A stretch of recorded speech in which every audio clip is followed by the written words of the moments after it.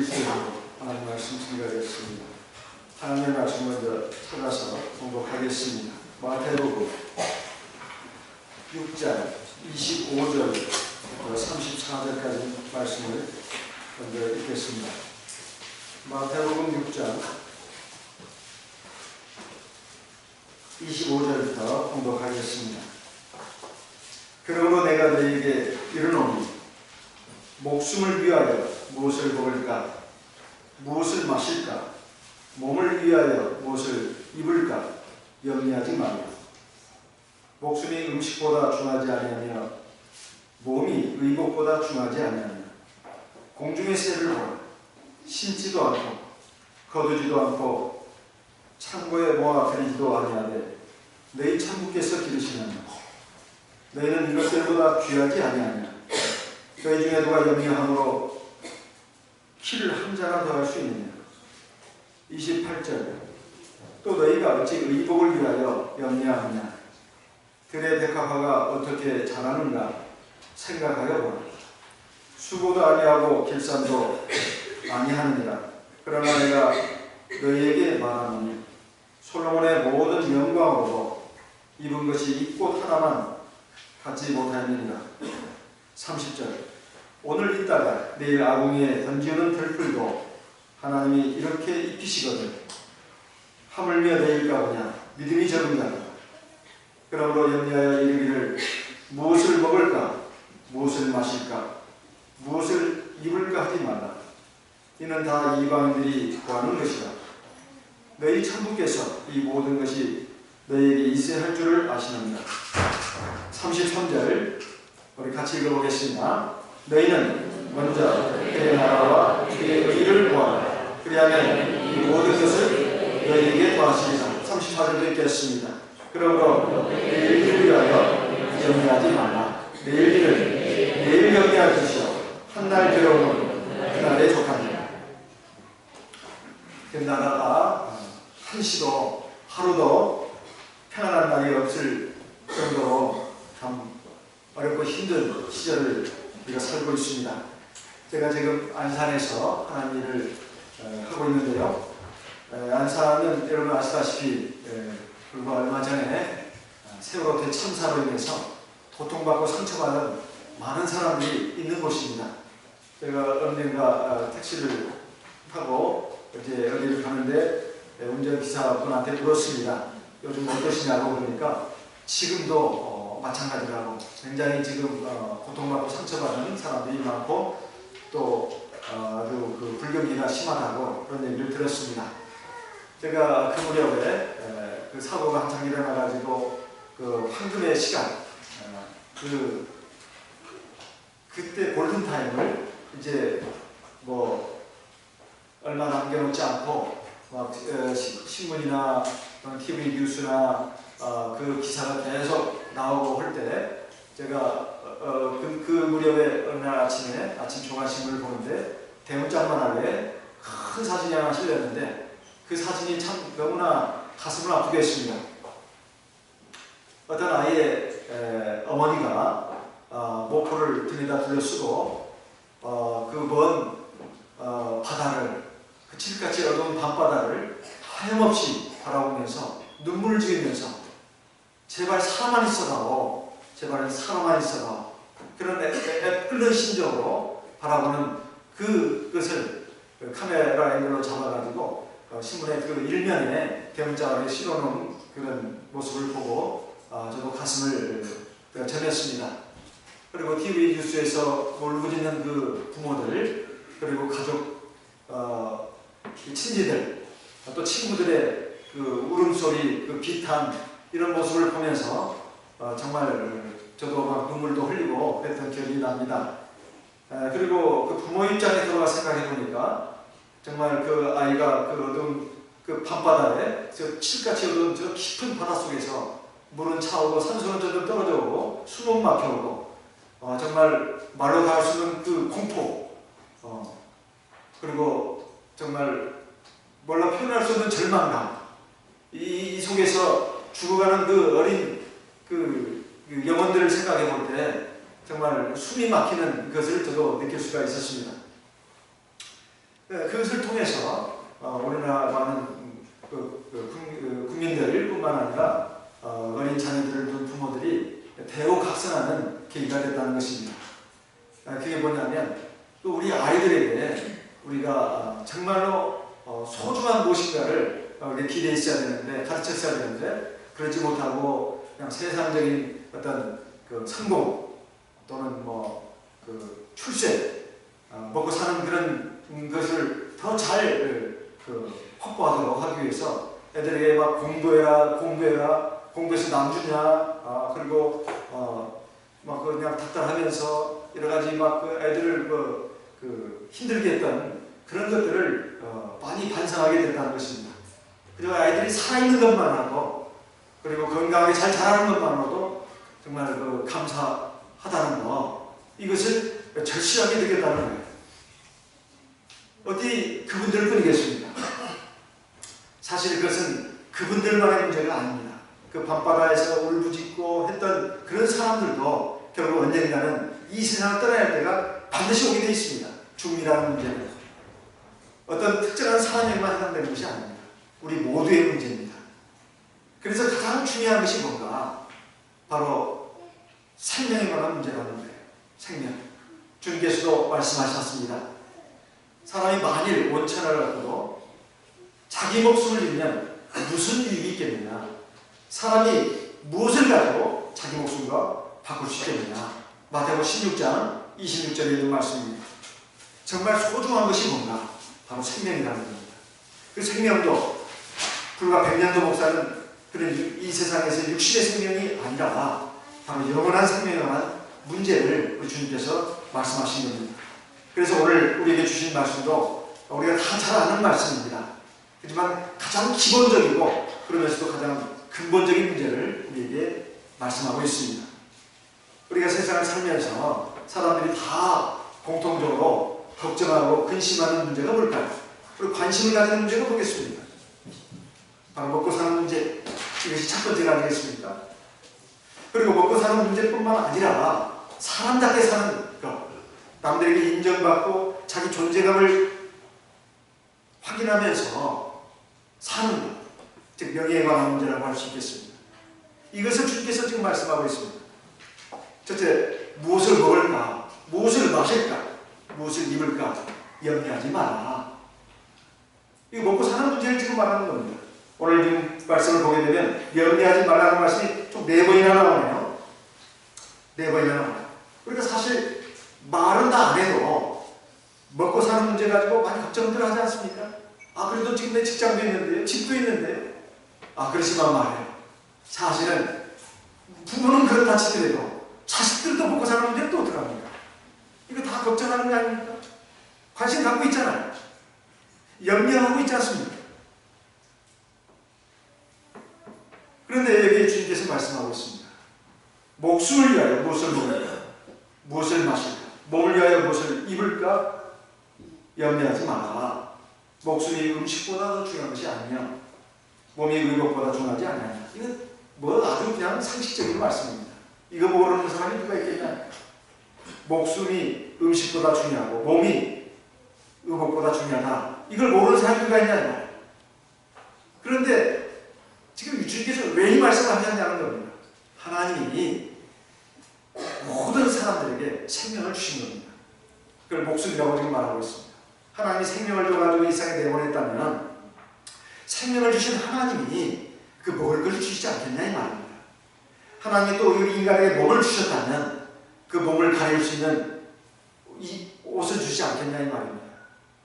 그런데 실제로 많은 사람들이 사실 먹고 사는 문제, 이걸 조금 더 고상한 말로 표현한다면 경제 문제, 늘 관심 갖고 있고 염려하고 있습니다. 그런데 주님께서 지금 공중의 새를 말하고 있습니다. 집에서 애완용으로 키우는 그런 새를 말하는 게 아닙니다. 사람이 심지도 않고 거두지도 않고 먹여 살리지도 않는데 지금 잘 날아다니는 그 많은 새들을 한번 보라. 그 새들이 어떻게 지금 먹고 사나이 말입니다. 이것은 다 하나님 아버지께서 다 만들어 놓으셨고 또 기르시고 있고 먹이시고 있고 보살피고 있는 것이다. 너희들은 새보다 더 귀한 존재들이 아니냐. 지금 이런 말씀입니다. 사실 먹고 사는 이 문제를 놓고 보더라도 예전에 우리 그 조선시대 임금님들이 평균 수명이 얼마인가 봤더니 어떤 분이 조사한 바에 하면 42세라고 되나요? 얼마 못 살았습니다. 42세. 참 한참 젊은 나이에 세상 떴습니다. 요즘은 60세, 70세만 세상을 떠도 아쉽다고 말합니다. 적어도 한 80, 90은 넘어가야 그래도 조금 좀 그런 데로 술을 드셨다는 그런 말을 할 정도지. 사실 42세면 일국에서 가장 존귀한 위치에 있고 가장 좋은 것을 잡수신 분이 어떻게 이렇게 빨리 돌아가신단 말입니까? 그래서 예전에 조선시대 임금님이 식사를 몇 개 했나 봤더니 보통 말입니다. 5끼, 좀 많은 6끼를 드셨답니다.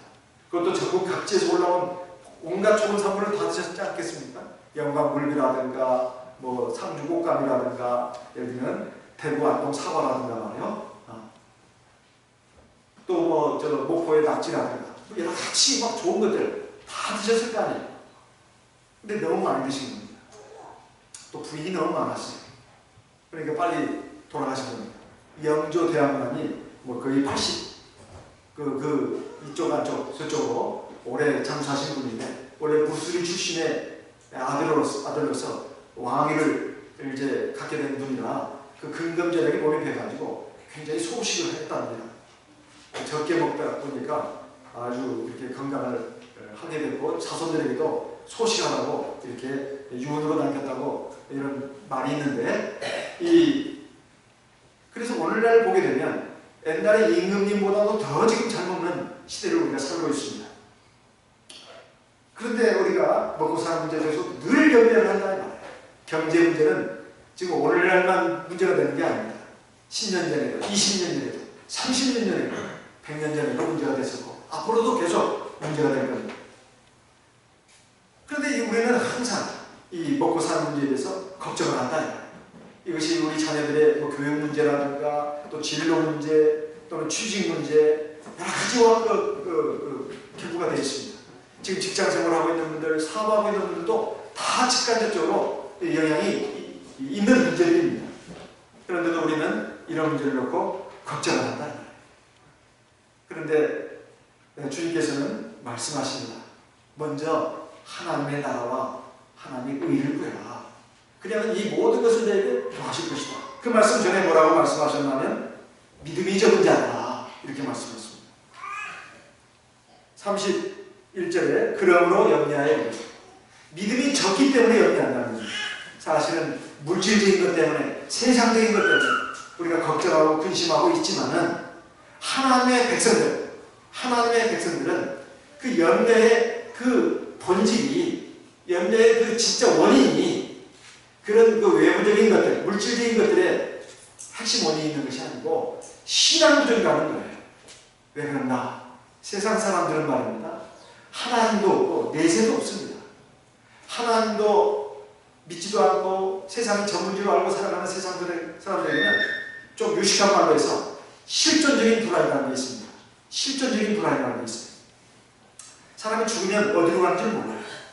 죽으면 그냥 모든 것이 다 이제 끝난다고 생각하기 때문에 그리고 또 어떻게 될지를 모르기 때문에 항상 이렇게 웃고 있는 것 같아도 웃는 게 아니에요. 그래서 이걸 실존적인 불안이라고 합니다. 죽음 이후의 세계를 모르는 사람들은 죽음 이후에 해답이 없는 사람들은 현재 삶에 대해서도 해답이 없는 사람들입니다. 그러니까 불안한 거예요. 알 수 없는 불안이 있습니다. 그러니까 그것을 갖다가 뭐 취미생활이다, 무슨 쾌락이다, 술이다, 도박이다, 마약이다, 또는 어떤 그 빗나가는 어떤 쾌락을 추구하는 이런 것으로 이렇게 막 메꿔나가는 것입니다. 삶에 지난 공허감, 그리고 두려움, 이런 것들을 메우기 위해서, 알 수 없는 어떤 두려움, 절망의 어떤 심연을 메우기 위해서 사람들은 그 엉뚱한 것들, 헛된 것들을 집착하고 추구한다 이 말이에요. 그렇지만 그것을 끝내 해결하지 못합니다. 그러니까 세상에 살면서도 죽기를 무서워하고 일생에 종로를 탄다고 히브리서 기자도 말씀하고 있는 겁니다. 근데 우리들은 어떻습니까? 우리 하나님 계신 것도 압니다. 왜? 성령 받아서 방기도 하잖아요.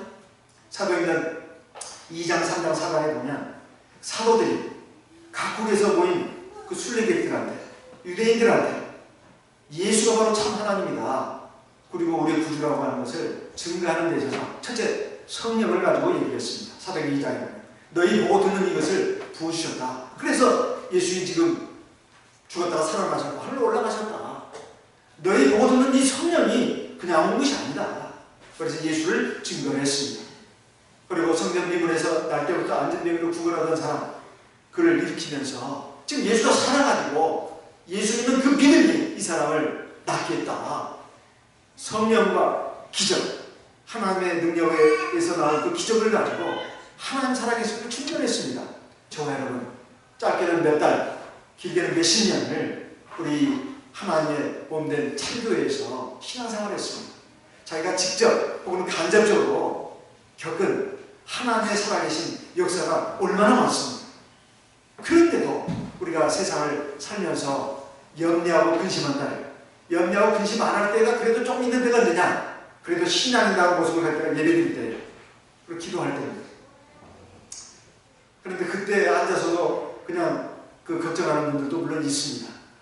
근데 이제 교회 문만 열고 나가게 되면 세상 걱정, 근심, 염려에 또 휩싸여가지고 살아간다. 그래서 하나님의 백성들, 성도들에게 있어서 염려라고 하는 것은 신앙이 부족하기 때문에 그렇다는 거예요. 하나님을 철저하게 믿고 의지하지 않기 때문에 염려하고 근심하는 겁니다. 하나님의 사랑과 능력에 대한 믿음이 없기 때문에, 하나님의 돌보심과 하나님의 보호하심에 대한 믿음이 없기 때문에 염려를 하는 겁니다. 제가 서울에서 이제 그때 아직 그 학교 다닐 때인데, 그때 안식일이 되면 무조건 공부 다 올 수업하고 교회를 나갔습니다. 그때 제가 동부교회에 나갔던 걸로 기억합니다. 그때 청년 무렵이었는데, 그때 안식일 밤예배 드리고 나면 또 이렇게 또 돌아갑니다. 그리고 안식일 오전 되면은 또 이렇게 교회로 오는데, 와서 보면 어른들이에요. 청년들이라 해봐야 저 하나, 그리고 어디 직장 생활 하시는 또 어떤 형님 한 분, 저보다 한 3살 더 드신 형님 한 분, 고향 형님 한 분, 그리고 저보다 몇 살 아래인 또 후배 청년이 하나가 있었습니다. 그래서 안식 오전 예배 드리고, 점심 먹고, 오후 예배 드리고, 청년만 예배 드리고, 그리고 끝나면은 다 헤어지기가 아쉽다고 청년들이 또 어디 가서 짜장면집 가서 짜장면 먹고, 또 그게 아쉽다고 또 커피집에 가서 커피 또 마시고, 이렇게 헤어졌던 기억이 납니다. 그런데 제가 지금도 기억이 나는 한 청년이 바로 어디 시골에서 왔는데, 외모가 그렇게 막 장동건처럼 잘생긴 외모는 아닙니다. 근데 참 굉장히 곱상하게 생긴 어떤 청년이 하나 있었습니다. 근데 이 청년이 종로 5가의 그 금은방에 근무를 한다는 거예요. 근데 여러분 아시다시피 종로 쪽은 지금 막 금은방 쫙 있지 않습니까? 근데 거기에 이제 그 근무를 하고 있었는데, 그 주인한테 말합니다. 자기는 안식일을 지키기 때문에 사장님 저 교회 갔다 와야 되겠습니다. 토요일날 일요일날이 그 금은방이 제일 잘 된다고 저 손님이 많다고 합니다. 근데 워낙 성실하니까, 그리고 진실하니까 주인이 믿은 겁니다. 이 청년을 놓치면 안 되겠다 싶어가지고 그 청년에게 그렇게 하라고 했어요. 그래가지고 이 청년이 교회 와서 이제 안식일 오전 예배 드리고 점심도 먹고 오후 예배까지 드렸는지 안 드렸는지는 하도 오래된 일이라 기억이 안 납니다. 근데 안식일을 꼬박꼬박 지키는 모습을 볼 수가 있었어요. 하나님을 믿고 의지하면서 참 세상 교육은 많이 받지는 못했지만은 굉장히 참 신실한 믿음을 가진 그런 청년이었던 걸로 기억이 됩니다. 근데 내가 언젠가 보니까 이제 믿음 안에서 결혼을 하게 됐고, 그리고 이제 하나님께서 또 함께 하셔가지고 하나님께서 집도 주시고 또 하나님께서 또 길을 열어주셔가지고 이제 사업가가 됐습니다. 경기도 어느 곳에서 참 큰 사업을 하시는데, 아주 그렇게 IMF도 잘 넘기고, 버섯인가요? 여러분 아마 대충 아실 겁니다. 그렇게 잘 된다고 그래요. 그래가지고 참 그 어려운 그런 시절들도 하나님이 다 이렇게 잘 극복을 해주시고 하나님께서 복을 주셔가지고 교회 또 임원도 하시고 나중에 또 집사도 되시고 계속 그 신실하게 하나님 앞에 봉사도 하고 그러는데 그것이 물론 사람이 다 부족한 점도 있고 잘못된 점도 있을 수 있겠지만은 저는 이제 그 측면만 지금 제가 그 부분에 대해서 잘 모릅니다. 그런데 제가 그 교회 영혼의 강사로 몇 번 갈 때마다 종종 안부를 묻습니다. 하나님께서 함께 하셔가지고 참 잘 되고 있다. 이런 얘기를 하시는 겁니다. 그래서 하나님 백성, 하나님을 경외하고 사랑하고 의지하고 나가는 백성은 하나님께서 이렇게 함께 해주신다는 것을 알 수가 있습니다. 제가 또 그 대방교회에 몇 년간 심호하다가 금년부터 지금 안산을 갔는데 대방교회에 있는 어떤 자매님이 세계적인 물류회사 페덱스에 근무하고 있습니다. 그런데 남편이 있고 어린 두 아이들이 있어요. 그래가지고 이제 본사로 이제 발령이 나게 됐고 자기 신청을 했습니다. 미국에 있습니다. DHL보다 더 위에가 그 페덱스입니다. 그런데 거기에 본사로 가게 되는데 그 본사에서 또 발령을 이제 미국에 내렸죠. 미시시피 주가 테네시 주가 미국 남부에 좀 한적한 시골에 이 발령을 받은 겁니다. 근데 거기 교회가 없어요. 교회가 없어.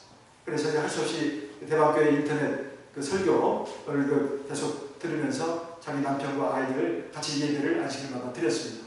근데 성도들과의 교제가 없으니까 교회 생활을 못하니까 갈증이 심했어요. 그러니까 아이들도 생각하는 달라스에 내가 한번 가봤습니다. 그랬더니 거기 신도에 3분의 1에서 4분의 1은 우리 한국 신도들이에요. 너무 반가웠습니다. 이리로 와야 되겠다 결심을 했습니다. 그래서 본사에다 신청을 했어요. 달라스로 가고 싶다. 그런데 그렇게 가려면 직급을 낮춰서 가야 됩니다. 직급을 낮춰서 가요.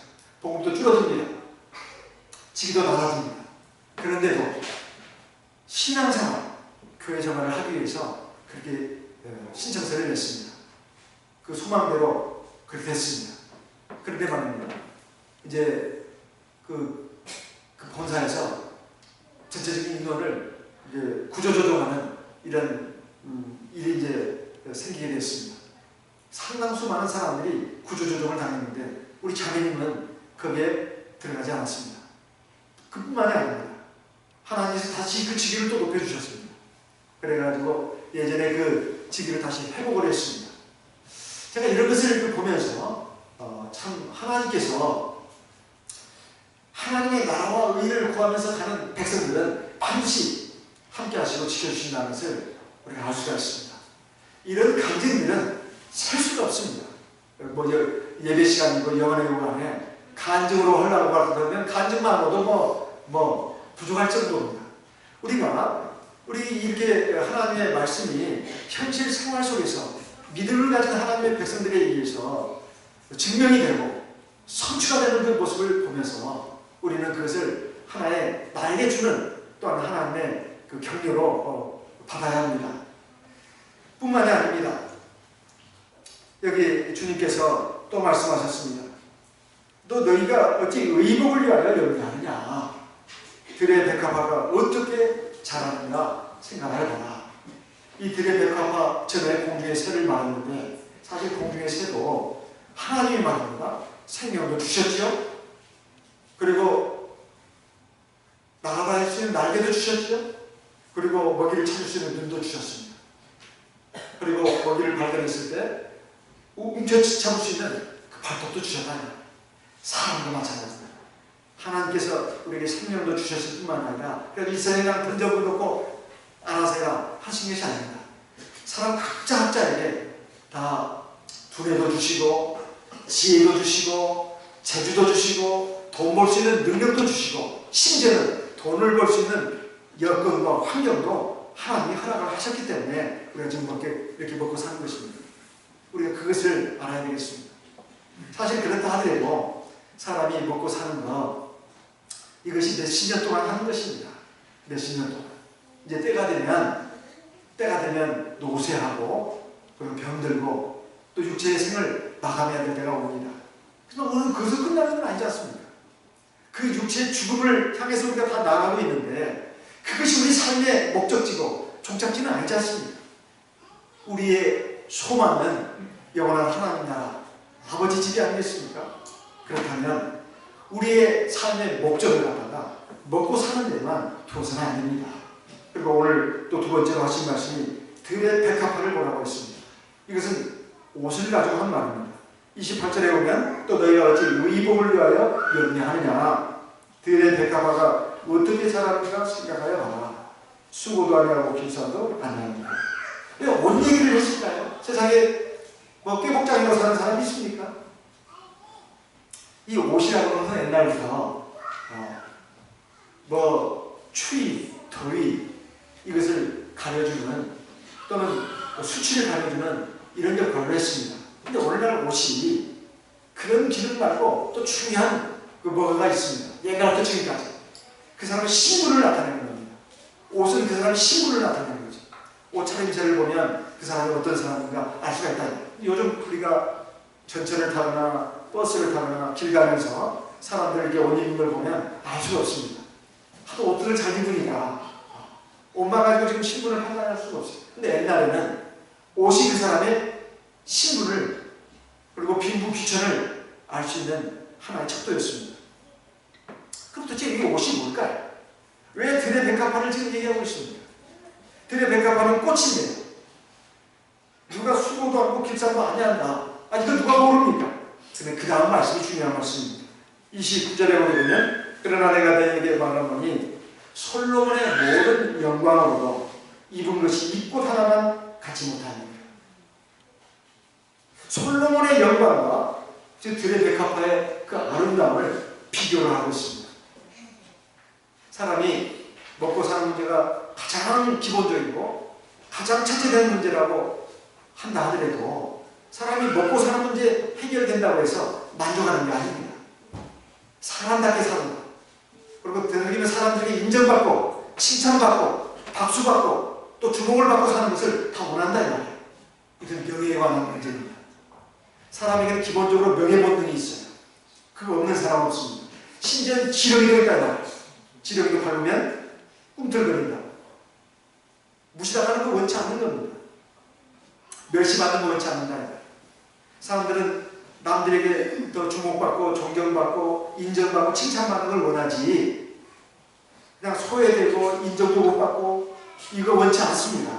왜 사람들이 그렇게 열심히 공부하려고 하고 돈을 많이 벌어서 또는 세상에 좀 그 높은 직위를 얻어가지고 좀 자기 보람, 만족을 얻는 것을 꿈으로 가질까요? 이것은 사람들이 누구나 다 할 것 없이 본성이 그렇다는 것입니다. 근데 이것이 나쁘다고 지금 하나님 말씀하시는 게 아닙니다. 솔로몬의 모든 영광으로도 이 꽃 하나만 갖지 못했다. 우리가 그 꽃을 보면 기본적으로 아름답다 이렇게 느낍니다. 근데 공중에 나는 새하고 들에 핀 백합하고 무슨 차이가 있습니까? 공중에 나는 새는 동물입니다. 들에 핀 백합화는 식물입니다. 동물은 움직여야 합니다. 그래야 먹을것이 이제 들어오죠. 근데 식물은 날아다닐 필요가 없고 움직일 필요가 없습니다. 그러니까 뿌리만 잘 받고 있으면 돼요. 수분이 잘 공급이 되고 신선한 공기만 마시면 식물은 아무 문제가 없습니다. 식물은 먹고 사는 문제가 사실상 없어요. 식물의 존재 이유는 꽃의 존재 이유는 아름다움에 있습니다. 사람들이 오가면서 봐줘야 돼요. 이 꽃 예쁘네. 아름답네. 내 집에 갖다 심고 싶어. 우리 집에 꽃병에다 꽂아놓고 싶어. 꽃의 존재 이유는 생존의 문제가 아닙니다. 사람들의 주목을 받고 인정받고 칭찬받는 문제죠. 이걸 가지고 우리 사람의 본성을 지금 교훈하고 있는 겁니다. 너희들이 세상을 살면서 먹고 사는 문제로 만족하지 못하지? 그래, 너도 사람들에게 인정받고 칭찬받고 네 주변에 누구 사람보다 꿀리지 않고 뒤처지지 않고 그렇게 원하지? 그래서 사람들 사이에 경쟁이 있고 시기 질투가 있고 다툼이 있는 거 아닙니까? 그것들은 다 미사역으로 포장을 해도 사실은 사람 밑바닥에는 경쟁 심리가 있는 겁니다. 시기 질투가 있는 거예요. 경쟁에 또 시기질투가 있는 것이고 다툼이 있는 겁니다. 그런데 지금 우리 주님께서 말씀하십니다. 이런 것도 하나님이 주신 것이다. 우리가 알다시피 솔로몬의 그 영광이라고 하는 것은 사실 우리가 여러 분들을 통해서 듣고 직접 성경을 보면서도 파악하는 바입니다. 열왕기상 10장에 보면 솔로몬의 영광이 어떤 것이었는지 대략 나와 있습니다. 다 읽지는 못하고 열왕기상 10장 4절에서 7절까지 말씀만 읽어보겠습니다. 열왕기상 10장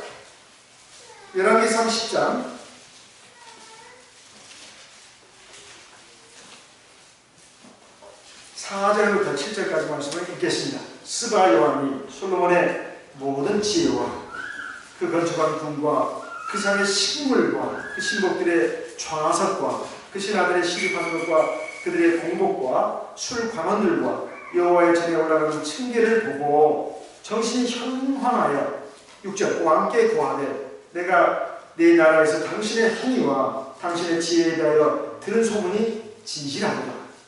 내가 그 말을 믿지 아니하였더니 이제 와서 목도한즉 내게 말한 것이 그것은 절반도 못되니 당신의 지혜와 복이 나의 들은 소문에 지나도다.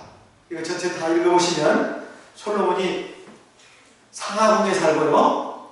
그리고 그 보좌는 금으로 만들고 은은 막 돌멩이처럼 막, 그리고 백향나무도 그냥 너무 흔해가지고 꽁나무와 같이 흔할 정도였다는 것입니다. 그리고 각 나라에서 조공무역이라 해가지고 막 그냥 사신을 앞세워서 솔로몬 왕에게 인사하러 오는 겁니다. 옛날 우리나라가 중국에 그렇게 좀 되지 않습니까? 실리적인 입장에서 어느 정도 독립성을 지키면서 뭐 4대의 입장을 취하긴 했지만은 뭐 그런 식의 그런 장면이 나옵니다. 솔로몬이 다스리던 그 시대의 이스라엘 그 민족 역사상 전무후무할 정도로 최고의 부흥기고 그리고 영화로운 시기였습니다. 각 나라에서 사신들이 막 각종 선물을 가지고 와서 거기다 절을 하고 그리고 막 찬양을 하고 그러면 솔로몬 왕이 마치 은혜를 베푸듯이 그 이스라엘 땅에 나오는 좋은 물자들을 갖다가 또 이렇게 막 답례품으로 주기도 하고 이랬습니다. 이런 것들이 지금 쫙 나온다. 이 솔로몬의 영광은 전무후무하다고 합니다. 전무후무하다. 그리고 그의 지혜, 그의 영광, 그의 복락 누구하고도 비교할 수 없다는 거예요. 근데 드레핀 백합 이건 이름 없는 꽃입니다. 그 이름 없는 그 들꽃을 보고 주님께서 말씀하십니다. 이 드레핀 백합화가 솔로몬의 영광보다도 더 나은 것이다. 이렇게 말씀하고 있습니다. 아이, 그 주님 너무 좀 과장이 심하네요. 우리는 이렇게 말할 수 있습니다. 어떻게 그렇단 말입니까?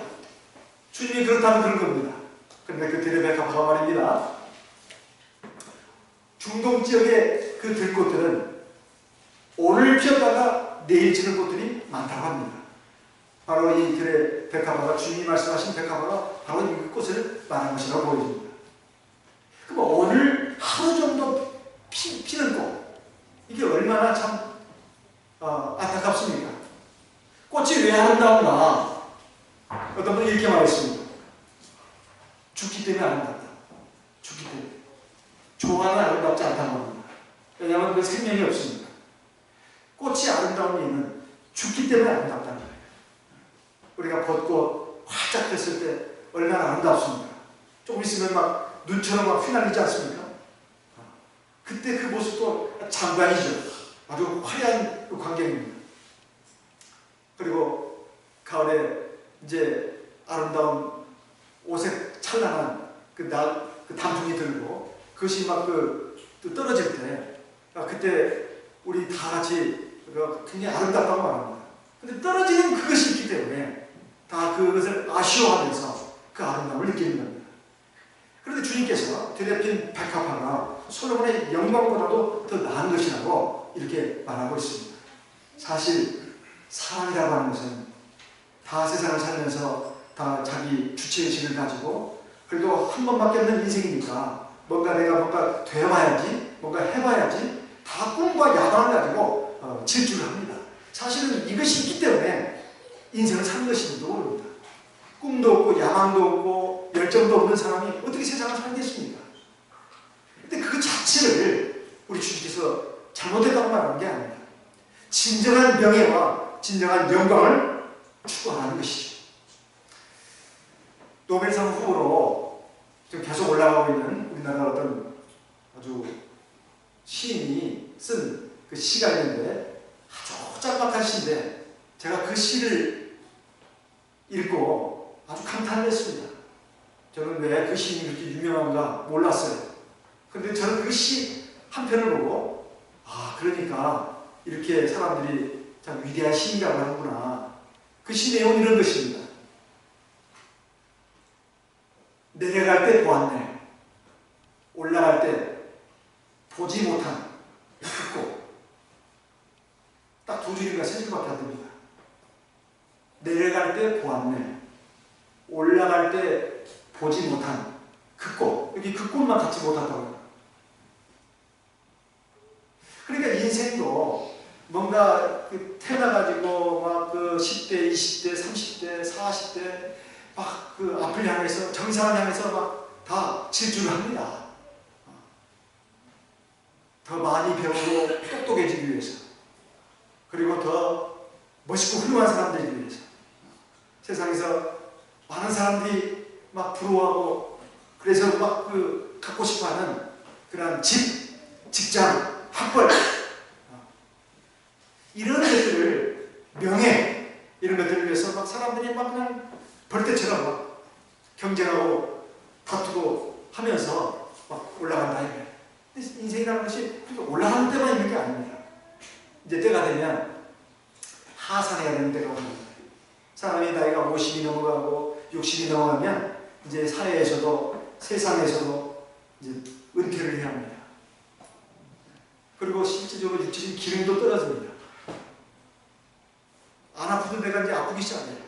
벌써 신장이나 혈관이나 피부나 또는 두발이나 이제 그 윤기를 잃어간다 이 말이에요.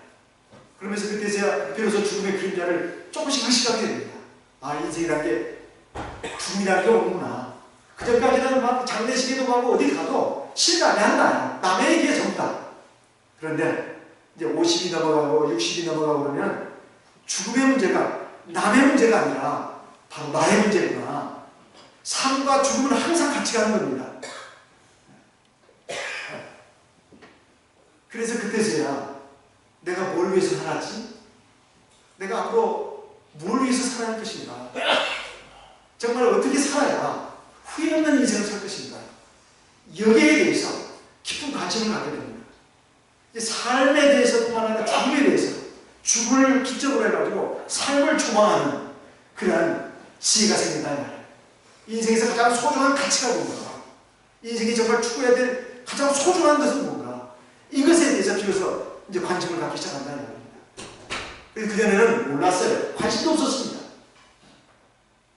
그래서 올라갈 때는 몰랐어요. 그 아름다운 꽃, 그 꽃이 상징하는 것은 인생의 소중한 가치, 진리를 상징하는 것입니다. 근데 내려갈 때야 그게 보였습니다. 내려갈 때 보았네, 올라갈 때 보지 못한 그 꽃. 우리가 뭐 어렸을 때부터 지금까지 많이 들은 이소우화 중에 여호와 시포도 얘기가 있습니다. 이거 많이 들었어요. 여호가 어느 날 포도밭을 지나가는데 포도가 참 아주 탐스럽게 잘 열렸어요. 그래서 저거 먹고 싶다. 부쩍부쩍 뛰어도 안 나는 겁니다. 그래서 막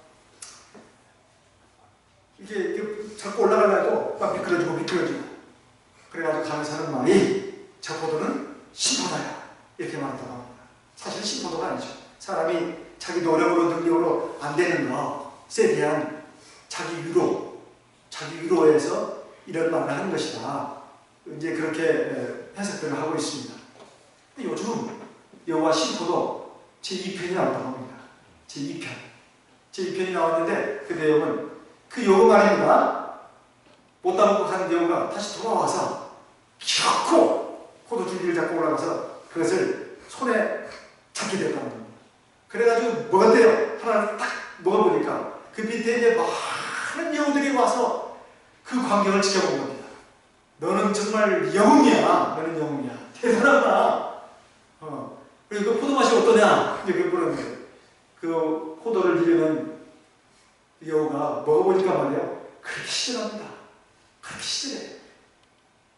그런데 밑에서는 막 박수가 터지고 환호성이 터지고 너는 진짜 짱이야. 너는 진짜 캡이야. 막 그러면서 막 우리와 같이 박수하면서 너는 진짜 성공한 사람이야. 출세한 사람이야. 이렇게 말하더랍니다. 그런데 사실 먹어보니까 너무 싫었어요. 싫었어요. 내가 이걸 먹으려고 이렇게 그냥 그 손바닥이 벗겨지고 무릎에 상처가 나고 그 지경 되도록 내가 겨우 그 노래를 가지고 먹으시 겨우 이것밖에 안 된단 말입니다. 그런데 밑에서는 막 박수를 치고 난리들이에요. 그래서 사람들한테 정말 너무 부끄러운 생각이 들어가지고 그 정말 얼마나 맛있냐고 하니까 맛있어 달아. 그러고 내려왔답니다. 그리고 갔대요. 밑에 놈들이 더 이제 그냥 난리가 난 거예요. 저 포도를 우리도 따먹어야 된다. 그래가지고 막 이제 여우들이 그냥 그 포도 줄기를 타고 올라가려고 하는데 네가 왜 새치기를 하냐 하면서 끌어내리고 밑에 놈이 또 끌어당긴 내려진 놈은 밑에 놈한테 네 놈이 순서를 안 지키고 왜 이 모양이냐 하면서 치고받고 싸우면서 그러면서도 그것을 다 나무가를 물치고 또 드디어 두 번째로 올라간 여우가 있었다는 겁니다. 그래가지고 그 포도를 입에다가 넣어봤대요. 넣었더니 그 맛이 어땠을까요? 참 맛있었다는. 그래서 속으로 앞에 그 여우를 갖다가 욕했대요. 그 미친놈. 그 진실을 좀 말해주지. 왜 진실을 말해주지 않고 달고 맛있다고 해가지고 이 생고생을 해가지고 이렇게 내가 치열한 그 다툼과 경쟁 속에서 이렇게 결국 올라와서 먹었는데 왜 이렇게 또 실수한 거 아니야. 근데 밑에 놈들이 또 묻는 겁니다. 두 번째로 올라가긴 했지만 그래도 너도 여우입니다. 그러니까 달라고. 지금도 그 포도주기 밑에는 수많은 여우들이 서로 치고받고 하면서 어떻게든지 그 포도를 입에 넣으려고 싸우는 지금 경쟁이 벌어지고 있답니다. 이것이 인생의 한 단면을 우리에게 보여주는 게 아니겠습니까? 사실 세상에서 그 출세하고 명예를 얻고 영광을 얻는 것이 정말 대단해 보입니다. 대단해 보여요. 그래서 그 목까지 사람들은 배가 아프고 신이질투도 일어나고 또 미기까지 하고 이렇죠. 그런데 막상 그걸 가져보면 얼마나 이것이 험한 것인지 그걸 알게 된다. 그게 별것이 아니다 이 말입니다. 그런데 우리 하나님의 백성들이 세상을 살면서도 여전히 세상적인 가치관 이런 걸 가지고 인생을 살아서는 안 된다는 것입니다. 정말로 하나님 앞에서 진정으로 추구해야 될 가치가 뭔가 하나님이 주시는 상급입니다. 하나님이 주시는 면류관을 우리가 바라봐야 된다. 그것을 바라보고 나갈 때 우리가 하나님 앞에서 후회 없는 인생을 살게 된다는 것입니다. 그래서 오늘 주님께서도 우리에게 말씀하십니다. 너희는 먼저 하나님의 나라와 하나님의 의를 구해라. 하나님의 나라가 뭐겠습니까? 하나님이 왕이 돼가지고 다스리는 나라. 원래 국가의 3요소가 국민, 영토, 주권이라고 합니다. 국민, 영토, 주권. 북한은 우리나라 땅일까요? 우리나라 땅이 아닐까요? 우리나라 땅입니다. 그런데 주권이 미치지 않아요. 통치권이 미치지 않습니다. 그러니까 일본이 한반도 사태가 나면 북한도 들어갈 수 있다고 말하는데 우리는 안 된다고 지금 말하고 있지 않습니까? 그냥 우리 주권이 미치지 않고 있습니다. 공산교회 집단이 지금 다스리고 있다. 우리의 마음도 그렇습니다. 우리 신념도, 우리의 삶도 내가 분명히 하나님의 백성인데 하나님이 나를 하나님의 왕권으로 하나님의 말씀으로 내 신념과 내 삶을 다스려야 되는데 내가 하나님의 백성인 것은 표면적인 것일 뿐 실제로는 내가 왕이 되고 내가 주권자가 되고 하나님은 그냥 내가 그냥 편리할 때 좀 활용하고 이런 식이 돼서는 하나님의 나라라고 할 수 없습니다. 하나님의 나라는 하나님이 왕권을 가지고 다스리는 나라입니다. 그것을 내가 먼저 구하는 거죠. 내가 항상 내 마음속에 하나님이 계시고 하나님의 성령이 내 마음과 생각, 의지와 감정, 판단을 입술과 혀, 손과 발, 눈 이것을 주관하시도록 그렇게 됐을 때 내가 하나님의 온전한 백성이 되는 것입니다. 그리고 하나님의 의를 구하라 했습니다. 하나님의 의는 뭡니까? 성경에는 의가 두 가지로 나옵니다. 믿음으로 말미암는 의, 그리고 행함으로 말미암는 의. 두 가지가 다 같이 있어야 합니다. 순서로 말한다면 믿음으로 말미암는 의가 먼저 있어야 합니다. 믿고 세례받고, 믿음으로 성령 받고, 또 믿음으로 안식을 지키고, 이게 믿음이 첫째입니다. 그리고 마음속에 그 믿는 것만 가지고는 안 됩니다. 순종함으로, 행함으로 또 의가 이루어지는 거예요. 이번 예언의 기간 동안에는 이제 얼마 몇 시간 안 되지만은 그 부분이 중점적으로 아마 나올 겁니다. 오늘은 이제 첫 시간이니까 중요한 그 믿음에 대해서 우리의 그 시작점을 갖다가 어디가 돌아갈 것인가에 대해서 먼저 말씀을 하는 겁니다. 이 의, 하나님의 의를 우리가 구해야 되겠습니다. 하나님의 말씀을 지켜나가는 것, 그리고 믿음으로 행하는 것, 이것이 우리에게 있어야 된다는 거예요. 아까 예배 시간에 중에 나온 그 간증들도 보게 되면 다 공통점이 있지 않습니까? 믿음으로 하나님을 경외하고, 하나님을 의지하고, 하나님의 사랑과 능력, 하나님의 보호와 보살피심을 믿고 의지하면서 하나님 말씀에 순종해서 안식일도 지키고 또 믿음으로 나가니까 하나님이 보살펴 주시지 않냐는 거예요. 그런 간증은 부지기수입니다. 부지기수. 우리가 이 얼마 안 되는 이 인생을 사는 것도 사실 하나님 나라에 들어가면 준비 과정이라고 할 수 있습니다. 그렇다면 우리 먹고 사는 문제, 그리고 우리의 영광, 사람답게 사는 문제에 대해서도 하나님을 바라보면서 하나님의 뜻을 생각하면서 나갈 때 하나님께서 그것을 다 우리가 생각하는 이상으로 채워주시는 것입니다. 빌립보서 4장 6절 7절 말씀을 읽어보겠습니다. 빌립보서 4장 6절 7절 같이 읽어보겠습니다. 빌립보서 4장 6절 7절 말씀을 같이 읽어보겠습니다. 빌립보 4장 6절 7절 말씀을 같이 읽겠습니다. 아무것도 염려하지 말고 오직 모든 일에 기도와 간구로 너희 구할 것을 감사함으로 하나님께 아뢰라. 그리하면 모든 지각에 뛰어난 하나님의 평강이 그리스도 예수 안에서 너희 마음과 생각을 지키시라. 여기 보면 아무것도 염려하지 말고 그랬습니다. 염려하지 말고 어떻게 해라? 오직 모든 일은 꼭 큰 일, 중요한 일만 말하는 게 아닙니다. 하찮은 일, 작은 일도 하나님께 내놓고 기도를 해야 합니다. 그러면 첫째 하나님이 우리 마음에 평안을 주시고 용기를 주시고 지혜를 주십니다. 그리고 끝 아닙니다. 우리의 구하는 것에 더 넘치도록 채워주신다는 말이에요. 빌립보 4장 19절 같이 읽어보겠습니다. 빌립보 4장 19절 같이 읽어보겠습니다. 나의 하나님이 그리스도 예수 안에서 영광 가운데 그 풍성한 대로 너희 모든 것을 채우십니다. 몇십 년 사는 인생 우리 풍족하게 살도록 이 말씀 주신 게 아닙니다. 우리가 육신으로 살아가는 동안에 하나님의 살아계심을 체험하고 하나님의 말씀이 내 영혼과 육체를 개조를 해야 합니다. 개조를. 하나님의 백성다운 백성, 하나님의 자녀다운 자녀로 만들어서 우리 하나님 나라에 들어가게 합당한 그런 하나님의 사람으로 만들어가는 과정이다 이 말이에요. 그래서 먹고 사는 문제, 그리고 사람이 사람답게 사는 문제를 우리에게 이게 하나의 어떤 시험대로서 주신 것입니다. 먹고 사는 문제 또는 사람답게 사는 문제가 중요하지 않은 것이 아니라 사실 그런 것을 통해서 하나님은 당신의 살아계신 그리고 당신의 말씀, 경륜, 뜻 그리고 당신의 법도, 율례, 규례를 우리로 하여금 체득하게 하시는 겁니다. 그래서 하나님의 자녀답게 변화되고 성장하고 온전해지도록 만들어가시는 과정이다.